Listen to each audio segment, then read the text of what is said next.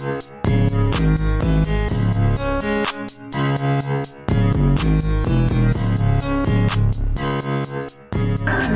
this show is truly Big Up, the quarterback.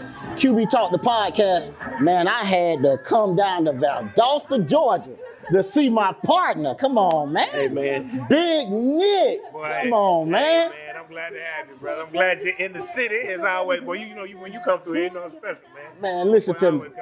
But check this out. The day ain't about me. Okay. I got to give you a few flowers, man. I just got to give you a few flowers because I personally know you, but I get a chance to watch your movement and not just what you did in the entertainment business, not what you're doing as an entrepreneur, but bro, just recently, and I know y'all kind of getting over it, when I saw the hurricanes come here, you know, I'm in Florida, so we kind of get that all the time. Right. But I saw, man, after the hurricanes came, that your business, you know, and your whole brand, y'all went out to the community. Yeah.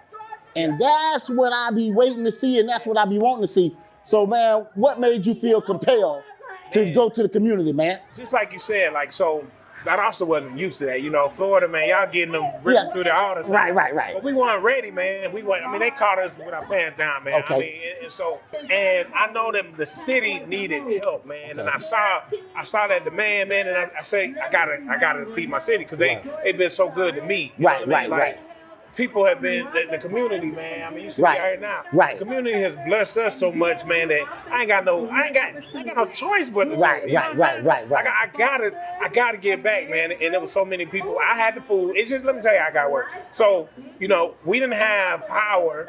You know what I mean? So we got all this food. Right. I got all this food in the freezer. Right. And in a couple of days, it's gonna go bad. Why let it go bad, man? Let's feed everybody we can. That's right. So it started off, one of my partners, though, he was like, man, I'm just gonna start buying some food. Cause he's like, you're gonna lose this, Nick. Right. So I'm gonna start buying this. I'm gonna buy a plate. So he bought like plates for like 50 people or something like that. Right. And somebody else would count, man, I'm gonna do it for 100. Before I know it, man, I had like $4,000-$5,000 in my cash app from people just buying plates from other people. Correct. So we took that money and just started flipping it and buying more food. Right.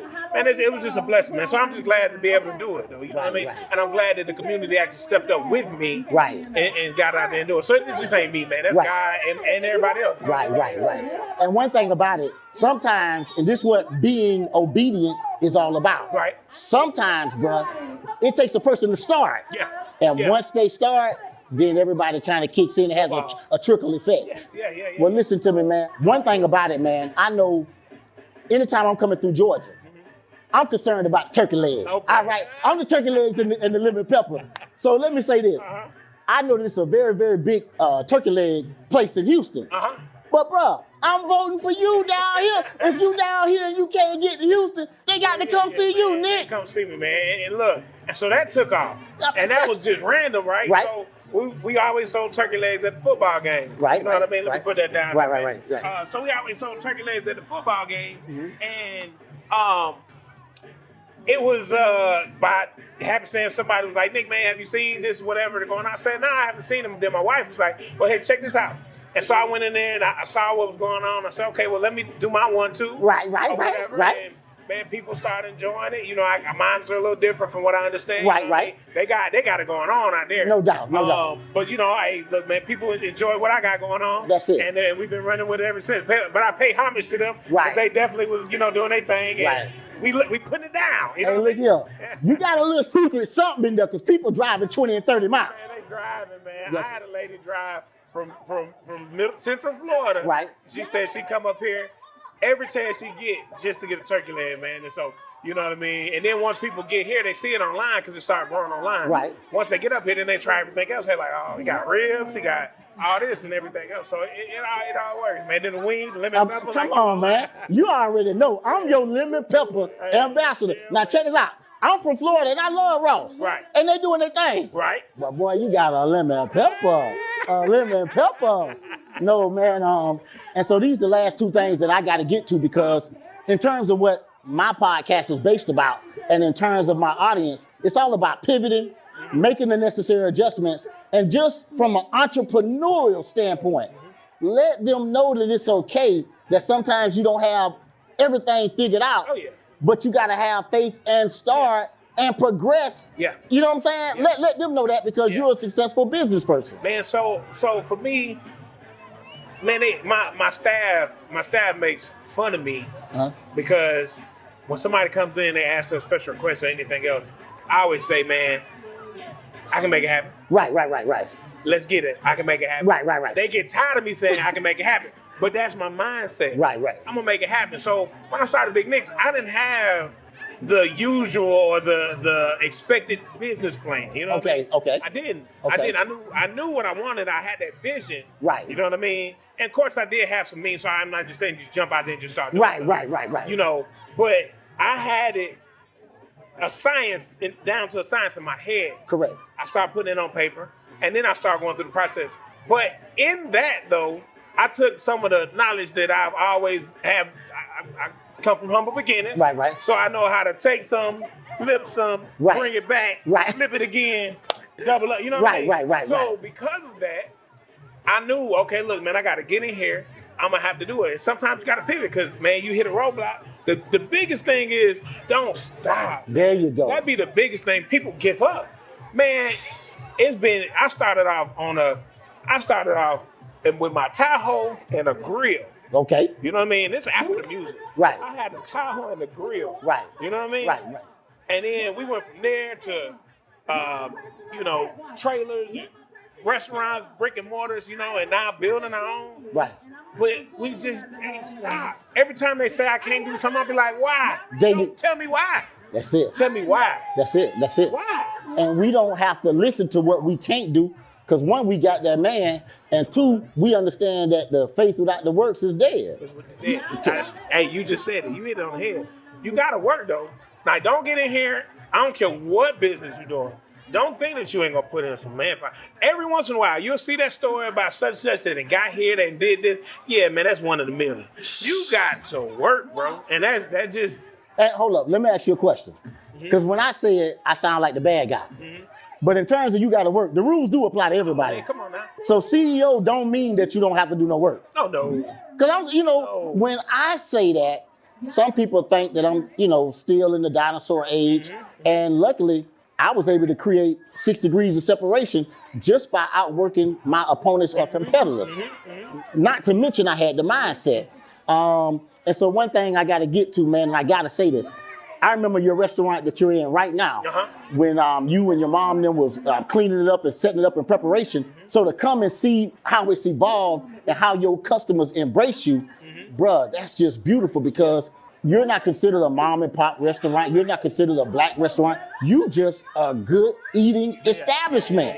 Bruh, I looked and seen the stars and the ratings that you got online. So how does that feel to see after your 20-some years in music, you came over here, and I know you a humble guy, but y'all still dominate. I know y'all still, moving the module around, and you still have other heights to go. But bro, y'all making waves over here too, though. Man, I feel blessed. You know what I mean? That people are just supporting, period. Right. And through our trials and through COVID, through everything else, man, we've been able to stand and, I give all glory to God. You know what I mean? Right. But we say welcome to the family when you come in. Come on, man. And that's what we've been saying since day one. My little cousin, when we sitting in the front, he was sitting there, and one day I was like, man, we gotta say something. He said, man, welcome to they with the family. That's it. And I said, all right, so welcome to the family. That's how I kind of became. Right. And so every time you walk in the door, you notice what they say. So and we believe in that, man. And so this community, man, is the reason why we still moving, we still shaking, we still doing what we're doing, we still growing. You know what I mean? And like to your point too, though, I always say that I want to be the black Chick-fil-A. Come on, oh man. You know what I mean? Come on, man. A lot. I tell my employees that a lot. I want to be black Chick-fil-A. That's right. Because it's their pleasure.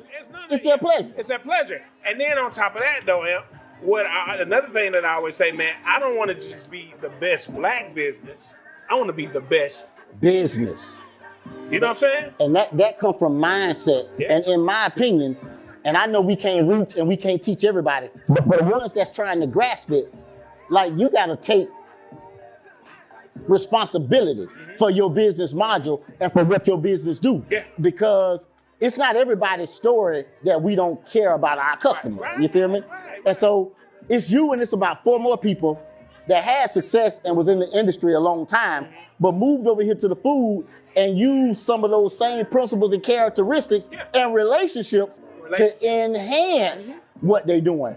So, man, and this is the other thing. Even though I met you in Valdosta, one time we was doing an interview with one of my artists, and they knew you from Atlanta. So let the people know, man, the early part. Well, yeah, man. So from Decatur, you know what I mean? Born in Detroit, actually, man. If you want to take way back. Raised in Decatur. Raised in Decatur, all through school, you know. Graduated so with the Decatur, man. I did parties and all that kind of stuff, even when I was in high school. Came down here to play football at BSU. These old feet didn't want to keep playing. Come on, man. Bad. You had to pivot. I had to pivot. So I went back to what I knew, which was entertaining. Entertaining, sitting, throwing parties, DJing.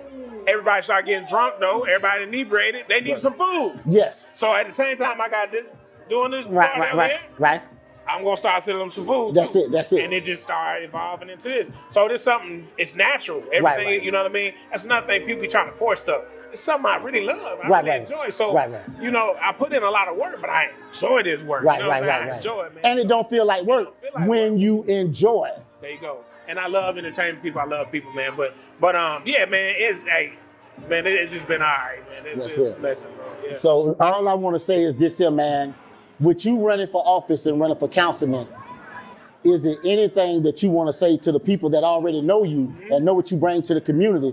What you running your campaign on? Well, man, it's a couple things, man. I'll say this, man, real short. Like the people in the city, they know that I'm out here. You know what I mean? It's not like I'm not putting on. I've been doing this for years. You know what I mean? Somebody said, man, so how you gonna do this? How you gonna run a restaurant? How you gonna do this? How are you gonna do it? Well, I've been doing in high school. I was voted best all around. I've been doing it, you know what I'm saying? But I'm really out here in the community. So it's that's obvious. It's not new. It won't be anything new. You know what I mean? I talk to people. People come to me for different issues, different things going on. So I would love to be that liaison between the streets and that city hall. So and we need that. Yeah, we need that. And so but a couple things, man. Just like my restaurant, right? When you come to the restaurant, family, you see everybody. Everybody. Black, white, old, young. Different ethnicities, faiths, all kind of stuff, right? We come in there for one purpose now. Why we come in there? We want something good to eat. That's it. And we want to fellowship with our people, right? That's it. Well, that same mentality I have with the city, right? It's a melting pot of people, right? It's a melting pot. You got everybody in here. But we got the same thing. We want the same thing. This time it ain't food. Well, we want good food too. But we want to make sure that we're safe. Our streets are safe. We want safety. We want our kids to have the proper education. Correct. You know what I mean? We want our businesses to thrive.